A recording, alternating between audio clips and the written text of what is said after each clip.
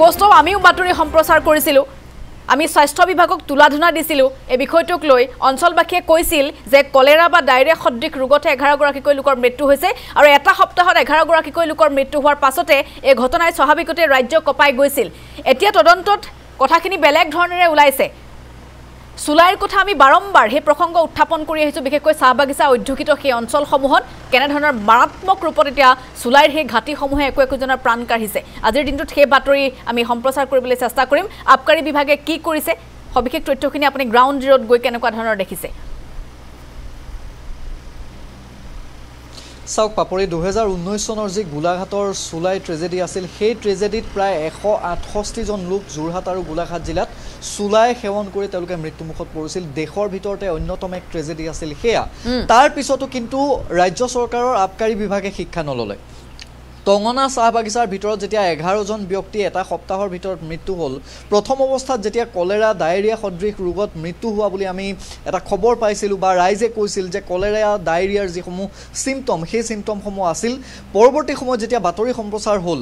এতিয়া খুদ জিলাখনৰ মুৰব্বীগৰাকীয়ে খুদ জিলাখনৰ আয়ুক্তই সংবাদমেল পাতি কৈছে যে সেই 11 জন লোকৰ আটাইকেইজন নহলেও সৰ্বাধিক সেই 11 জনৰ বহুকেইজনেই মৃত্যু হৈছে কেৱল সুলাই সেৱন কৰাৰ বাবে এতিয়া প্ৰসংগটো হ'ল যে জিলাখনৰ তেওঁ অভিভাৱক জিলাখনৰ তেওঁ দায়িত্বত থকা মুৰব্বীগৰাকীয়ে যেতিয়া কয় যে সুলাই খাই মানুহৰ মৃত্যু হৈছে এজন দুজন নহয় পাপৰি 11 জনৰ সৰ্বাধিকেই তাত সুলাই খাই মৃত্যু হৈছে গতিকে আইসিএমআৰৰ ৰিজাল্ট অহাৰ পিছত জিলা আয়ুক্তই যিখন সংবাদমেল দিলে সেই সংবাদমেলত যেটো কথা প্ৰকাশ পাইছে তাৰ পিছতে বহুকেইটা প্ৰশ্ন উত্থাপন হৈছে মই প্ৰথমতে ভিজুৱেলছ দেখুৱাম যে টঙনা চাহ বাগিচাৰ ভিতৰত য'ত এই কাণ্ডটো সংঘটিত হৈছিল বা য'ত 11 জনকৈ লোকৰ মৃত্যু হৈছিল তাৰ পিছত যেতিয়া আয়ুক্তই কোৱাৰ পিছত এই চাহ বাগিচাৰ ভিতৰত যে এই চাহ বাগিচা অধ্যুষিত যিসমূহ অঞ্চল আছে এই অঞ্চলসমূহৰ ভিতৰত যে সুলাই ইয়াত উপলব্ধ হৈ আছে অবৈধভাৱে সুলাইৰ ঘাটে যে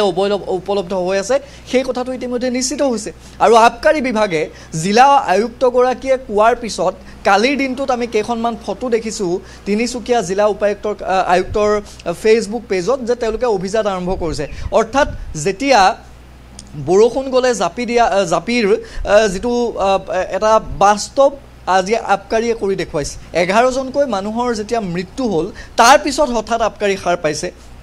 তাৰ পিছত তেওঁলোকে অভিযান চলাবলৈ আহিছে কিন্তু টঙনা চাহ বাগিচাত যেতিয়া আয়ুক্তগৰাকীয়ে কোৱা মতে ইয়াত সুলাই সেৱন কৰি মানুহৰ মৃত্যুমুখত পৰিবলগীয়া পৰিৱেশ এটা হ'ল কাৰ ভুলৰ বাবে হ'ল কাৰ সজাগতাৰ অভাৱৰ বাবে হ'ল ইয়াৰ পূৰ্বে আবকাৰীয়ে কি কৰিছিল এই প্ৰসংগবোৰ এতিয়া উত্থাপন হৈছে আমাৰ সাংবাদিক ঋতুপৰ্ণ আছে যিয়ে বাতৰিটো ব্ৰেক কৰিছিল মই আপোনাৰ ওচৰলৈ অকণমান আহিছোঁ গোটেই প্ৰক্ৰিয়াটো আয়ুক্তগৰাকীয়ে যেতিয়া কয় যে জিলাখনত সুলাই সেৱন কৰাৰ পিছত মানুহৰ মৃত্যু হৈছে অৰ্থাৎ আবকাৰী বিভাগটোৱে অতদিনে কি কৰিছিল ৰাইজে কি কয় হয় নিশ্চয়কৈ কৌস্তভ এটা হাঁহি উঠা কথা বুলিয়ে ক'ব লাগিব আমি বুধবাৰৰ দিনাখন এই বাতৰি প্ৰচাৰৰ কাৰণে এই ঠাইত উপস্থিত হৈছিলোহি আৰু যিগৰাকী জিলা সাৰ্ভিলেন্স অফিচাৰ তিনিচুকীয়া জিলাৰ তেখেতৰ সৈতে ডক্টৰ মীনাক্ষী শইকীয়া তেখেতৰ সৈতে কথা পাতি গম পাইছিলোঁ যে আমি আইচিএমআৰৰ ডিব্ৰুগড় ৰিপৰ্ট অনুসৰি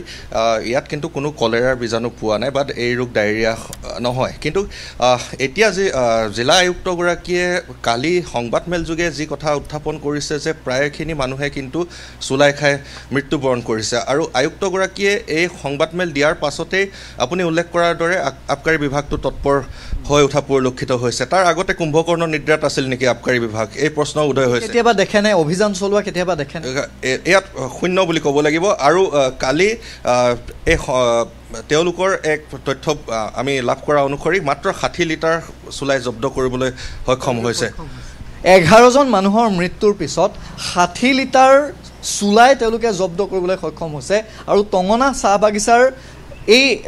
পদূলিমুখৰ অৰ্থাৎ একেবাৰে যিখন প্ৰৱেশদ্বাৰ সেই প্ৰৱেশদ্বাৰত মই যিসকল ইয়াত ব্যৱসায়িক প্ৰতিষ্ঠানৰ গৰাকী আছে মই তেওঁলোকৰ ওচৰলৈ অকণমান আহিম দাদা অকণমান আপোনাৰ ওচৰলৈ আহিম যেটো ঘটনা ইতিমধ্যে আপোনালোকে গম পাইছে যে 11 জন লোক কৌস্তভ আপুনি মন্তব্য সংগ্ৰহ কৰক তিনিচুকীয়াৰ ডিসি আমি মৰ্নিং হেডলাইন সামৰিব লাগিব সময় হৈ আহিছে কিছু সময়ৰ পাছতে আমি মৰ্নিং প্ৰাইম আৰম্ভ কৰিম আৰু পুনৰবাৰ পোনপটীয়া সম্প্ৰচাৰত আপোনাৰ সৈতে বিষয়টো সন্দৰ্ভত কথা পাতিম ধন্যবাদ জনাইছো